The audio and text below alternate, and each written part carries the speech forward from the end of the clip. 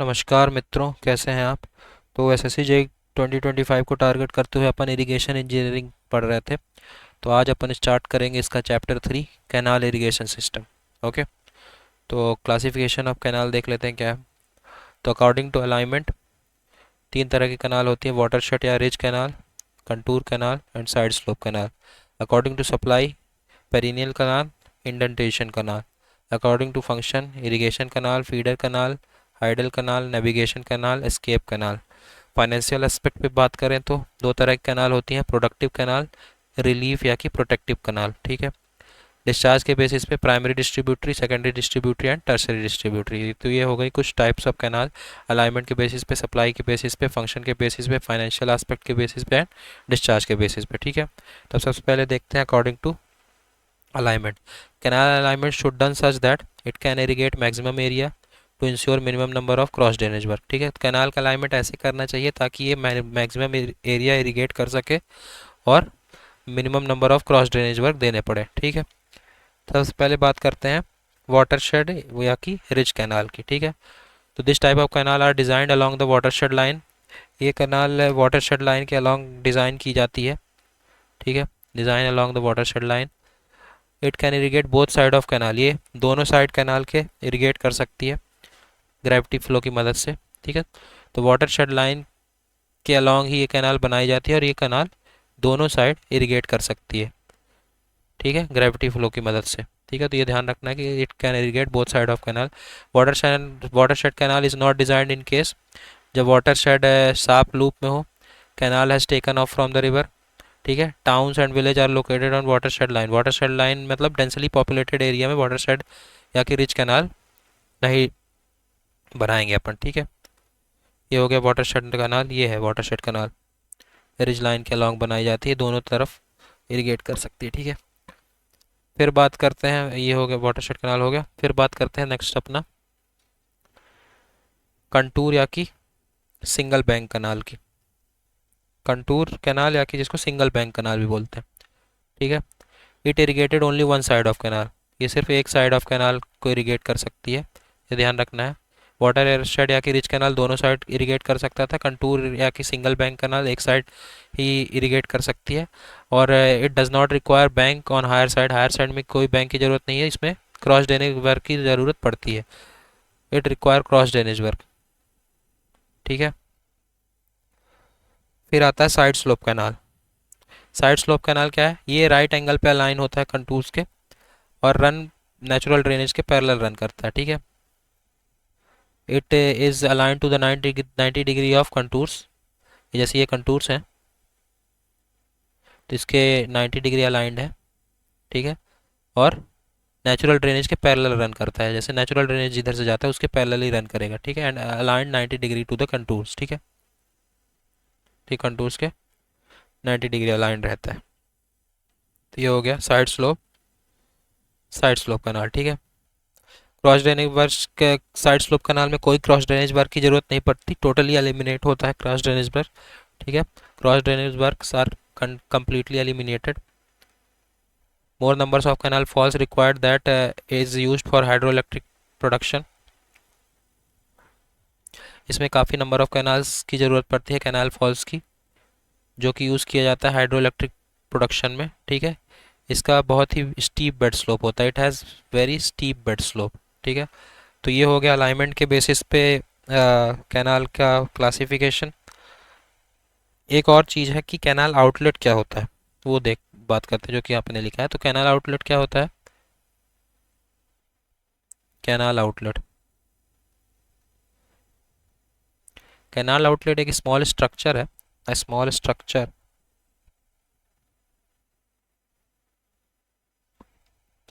built at head of water course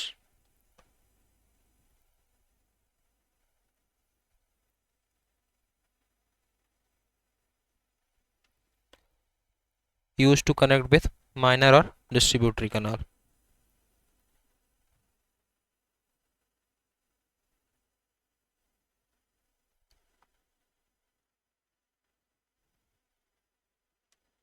distributary canal. ठीक है। तो कैनाल आउटलेट क्या है? एक स्मॉल स्ट्रक्चर है जो कि हेड ऑफ वाटर कोर्स पे बिल्ट किया बनाया जाता है, कि यूज़ किया जाता है माइनर और डिस्ट्रीब्यूटरी कनाल को कनेक्ट करने के लिए। ठीक है, तो ये हो गया कैनाल आउटलेट। अब बात करते हैं अपन कैनाल के क्लासिफिकेशन बेस्ड ऑन सप्लाई। तो सबसे पहले आता है पेरिनियल चैनल। ठीक है, पेरिनियल कनाल। पेरिनियल कनाल को डिज़ाइन किया जाता है throughout the year irrigation के लिए। ठीक है, canal design for the irrigation throughout the year, ये है पेरिनियल कनाल। फिर आता है inundation canal, water available only flood periods. Inundation canal में वाटर जो अवेलेबल होगा सिर्फ फ्लड पीरियड्स में अवेलेबल होगा। It is directly taken off from river to control the water levels in river during flood. ठीक है, जो कि डायरेक्टली रिवर से लिया जाएगा to control the water levels. ठीक है, तो फ्लड के दौरान जो पानी मिलेगा वो इंडंडेशन कैनाल्स वही चीज़ है। ठीक है, तो ये हो गया अकॉर्डिंग टू सप्लाई।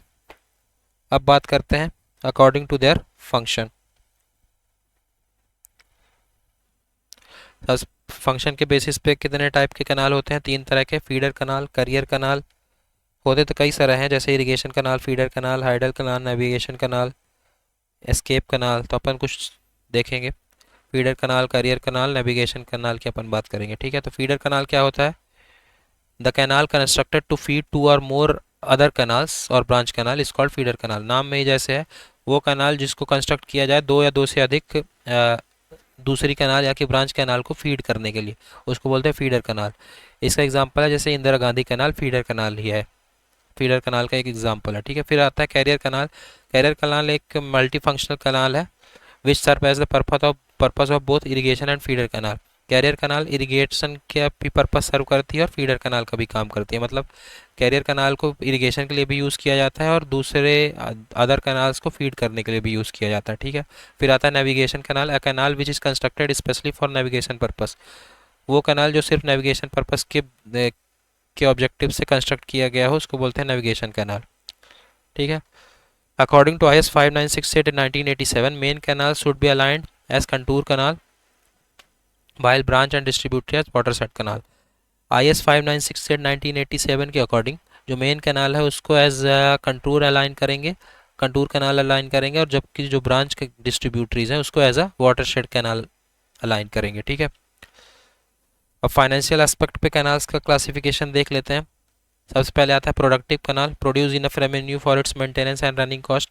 अपने खुद के मेंटेनेंस और रनिंग कॉस्ट के लिए इनफ रेवेन्यू प्रोड्यूस कर ले, ऐसी कनाल को प्रोडक्टिव कनाल बोलते हैं। Protective canal constructed to protect a particular area from the shortage of water.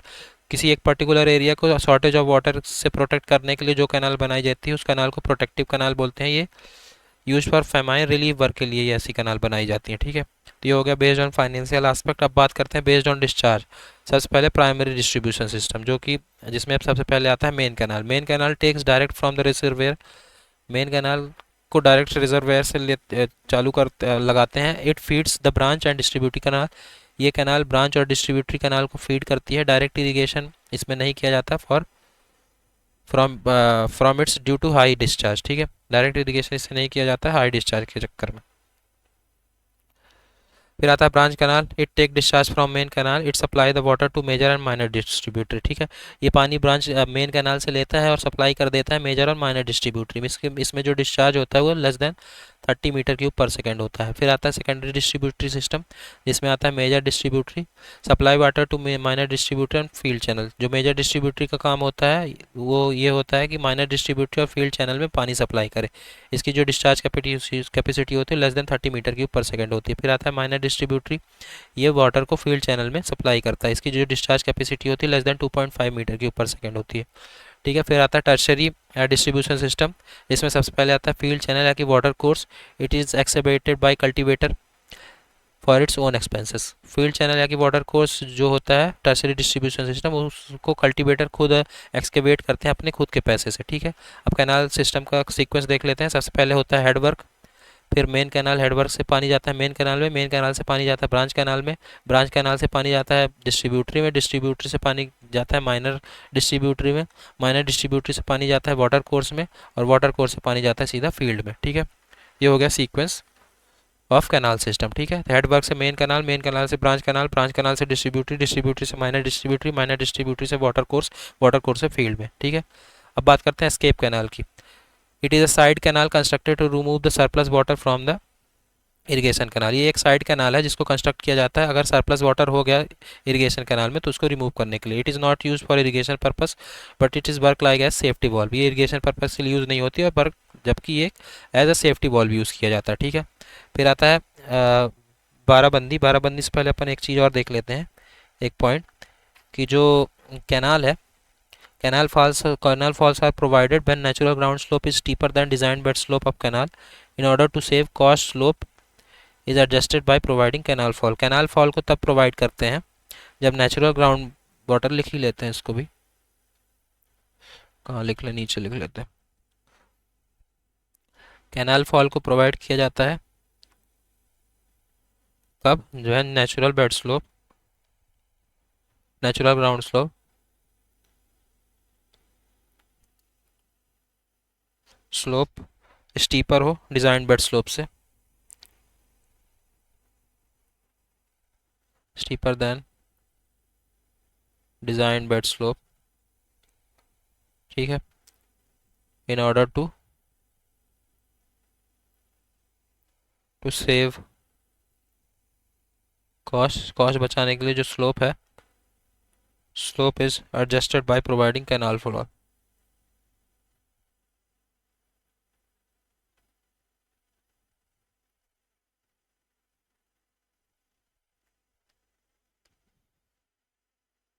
ठीक है। तो canal fall are provided when natural ground slope is steeper than design bed slope of canal. Save cost को save करने के लिए slope को adjust किया जाता है bye providing canal fall. Okay. एक और चीज़ जहाँ पे जो ये डिस्चार्ज दिया था ब्रांच कैनाल पे वो थोड़ा गड़बड़ हो गया। ब्रांच कैनाल पे ये 30 मीटर क्यूब पर सेकंड नहीं होगा, ये होगा less than 5 metre cube per second. 30 metre cube per second नहीं होगा, ये होगा discharge less than 5, sorry, discharge greater than 5 metre cube per second, discharge greater than 5 metre cube per second, ठीक है। मेजर डिस्ट्रीब्यूटरी जो है ये भी इतना नहीं होगा। क्या लिखा है, एक सेकंड, थोड़ा रफ करके फिर से लिखते हैं इसको, थोड़ा सा गड़बड़ दिया है इस पे चीज़ें, एक second.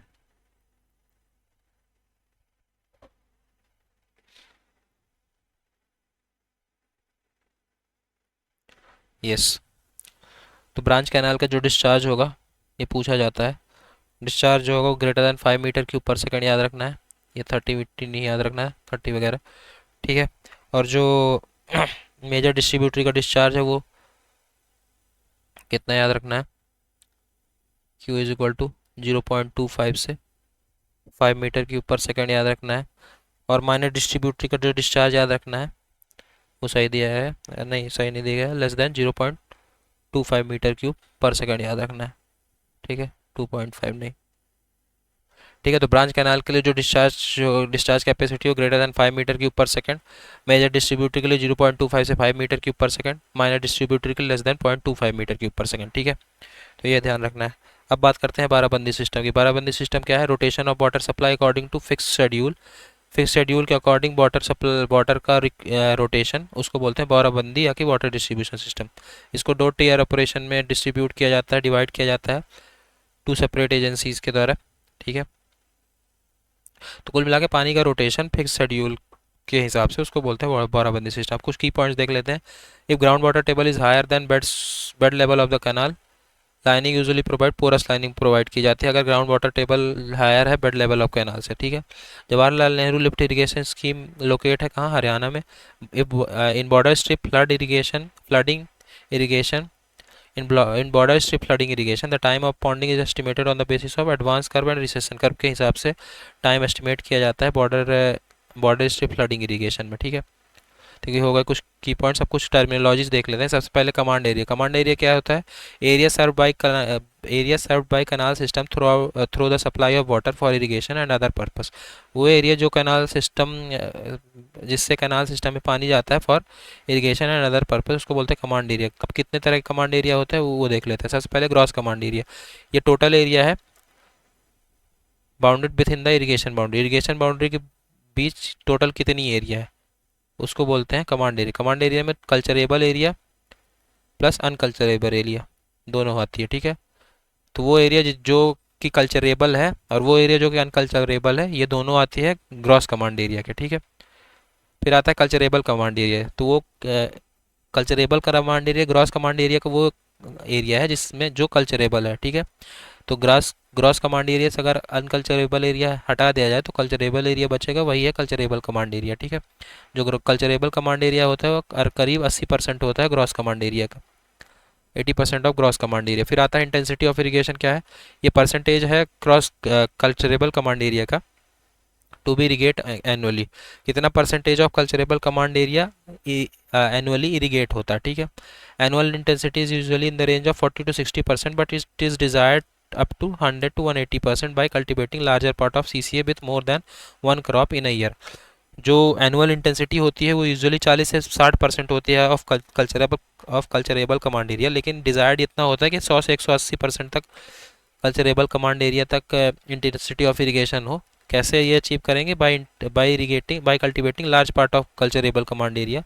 Large part of culturable command area को कल्टिवेट करके, मतलब एक से ज़्यादा क्रॉप लगा के एक ईयर में। ठीक है, खरीफ सीजन के लिए इंटेंसिटी ऑफ इरिगेशन होती है 30%, रबी सीजन के लिए 35%। जो एनुअल इंटेंसिटी ऑफ इरिगेशन लेंगे वो 30 + 35 ले लेंगे, तो टोटल इंटेंसिटी ऑफ इरिगेशन आ जाएगा 65%। ठीक है, अब देखते हैं नेट एंड ग्रॉस सोन या कि cropped area. Gross sown cropped area देखते हैं क्या होता है। इसमें जो net cropped area plus area sown more than once during same year, वो होता है gross sown area. Gross sown या कि net cropped area. Net sown area की ग्रॉस सोन एरिया क्या होता है? नेट क्रॉप्ड एरिया जितना हो गया प्लस वो एरिया जो कि एक साल में एक से ज़्यादा बार सोन की गई हो। ठीक है, बोई गई हो, उस एरिया को बोलते हैं ग्रॉस सोन एरिया। फिर आता है net and gross irrigated area. ये क्या होता है? नेट इरिगेटेड एरिया प्लस वो एरिया जो कि एक से ज़्यादा बार इरिगेट की गई हो। ठीक है, तो एरिया टू बी इरिगेटेड, कितना एरिया इरिगेटेड होना चाहिए? Culturable command area into intensity of irrigation.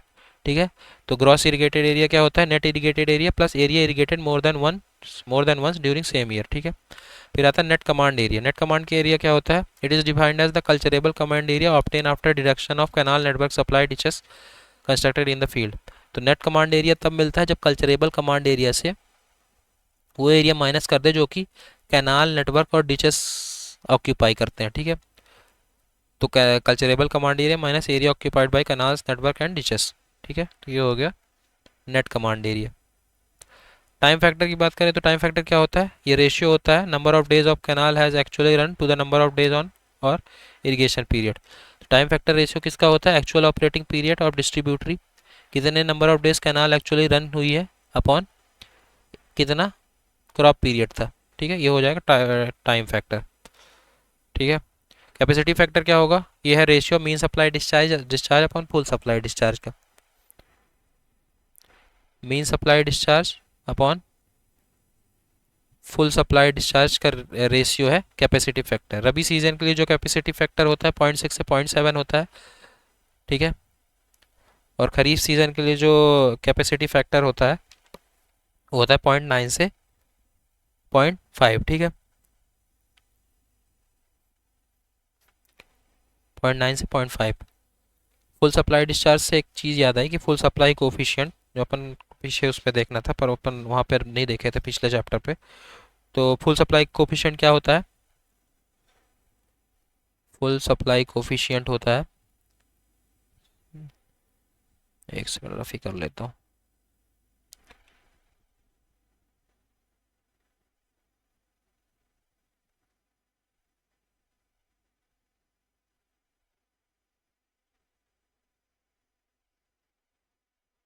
तो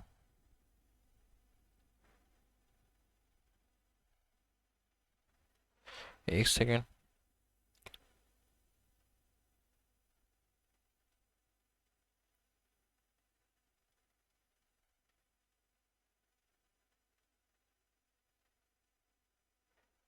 गिव मी अ सेकेंड।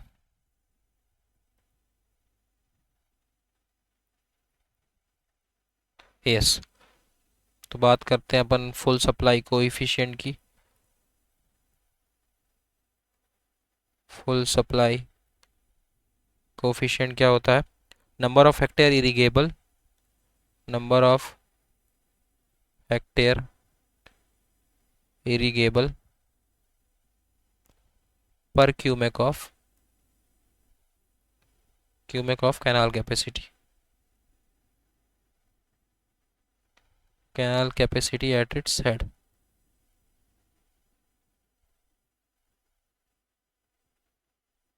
ठीक है, तो हो जाएगा फुल सप्लाई कोएफिशिएंट। ठीक है, यह है full supply coefficient. Area estimated to be irrigated during base period, या कि फुल सप्लाई कोएफिशिएंट को ड्यूटी ऑन कैपेसिटी भी बोलते हैं। Area estimated to be irrigated during base period upon design full supply discharge at head of canal. ठीक है, तो जो एरिया एस्टिमेटेड हो बेस पीरियड में इरिगेट करने के लिए upon design full supply discharge head of canal पे कितना है, उसको बोलते हैं फुल सप्लाई कोएफिशिएंट। या कि दूसरी भाषा में देखें तो number of hectare irrigable area पर cumec at the canal capacity at its head. ठीक है, कितना एरिया इरिगेट हुआ बेस पीरियड में upon design full supply discharge head of canal पे अगर हो तो उसको बोलते हैं फुल सप्लाई कोएफिशिएंट। ठीक है, फिर आता है नॉमिनल ड्यूटी। नॉमिनल ड्यूटी क्या है? Actual irrigated area upon mean supply discharge हो गया नॉमिनल ड्यूटी। ठीक है, जो फुल सप्लाई कोएफिशिएंट है वो क्या है? वो है ड्यूटी है हेड पे। ठीक है, तो इसको फुल सप्लाई कोएफिशिएंट को अपन ड्यूटी ऑन कैपेसिटी या कि ड्यूटी एट हेड भी बोल सकते हैं। ड्यूटी है हेड पे, एट हेड। यह है क्या? Area upon Q design. Full supply coefficient is duty at head. ठीक है,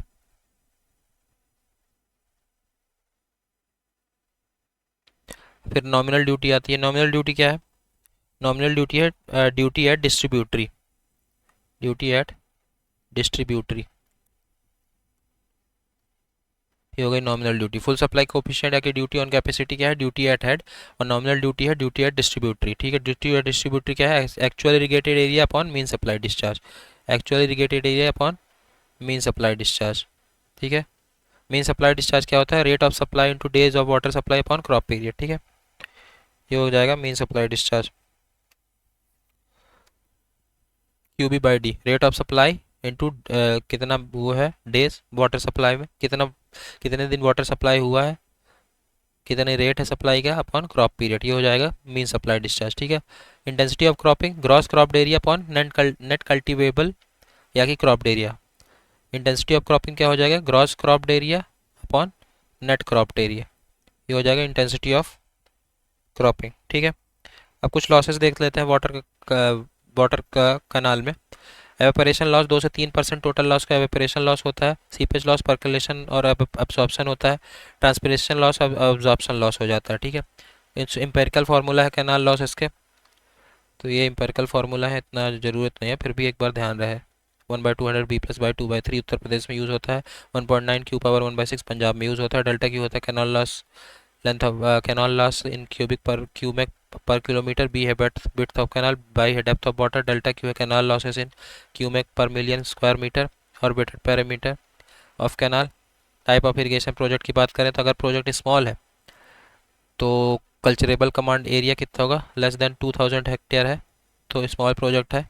और कॉस्ट 0.25 से 0.5 CR है तो स्मॉल प्रोजेक्ट होगा। 2,000 से 10,000 है, 10,000 हेक्टेयर है और 0.5 से 5 CR है कॉस्ट, तो इस मीडियम प्रोजेक्ट होगा। अगर 10,000 से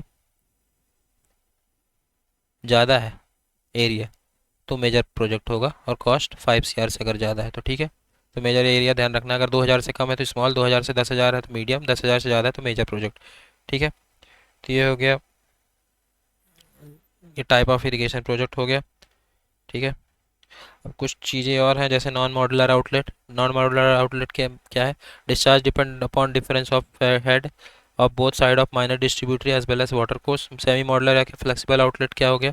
discharge depends only on head of minor distributary. Rigid या कि मॉडुलर आउटलेट क्या हो गया? Discharge is independent of minor distributary और water course, discharge remains constant. तीन तरह के मॉडुलर आउटलेट हैं। क्या क्या? नॉन मॉडुलर आउटलेट में डिस्चार्ज डिपेंड होता है डिफरेंस ऑफ हेड में of both side of minor distributary. Semi modular या कि जिसको फ्लेक्सिबल आउटलेट भी बोलते हैं, उसमें डिस्चार्ज डिपेंड होता है सिर्फ एक साइड ऑफ माइनर डिस्ट्रीब्यूटरी में। रिजिड या कि मॉडुलर आउटलेट जिसको बोलते हैं वो जिसमें डिस्चार्ज इंडिपेंडेंट होता है माइनर डिस्ट्रीब्यूटरी और वाटर कोर्स से। ठीक है, तो नॉन मॉडुलर आउटलेट में दोनों साइड डिपेंड होगा, दोनों साइड ऑफ माइनर डिस्ट्रीब्यूटरी की डिस्चार्ज डिपेंड होगा difference of head of both side of minor distributary as well as water course.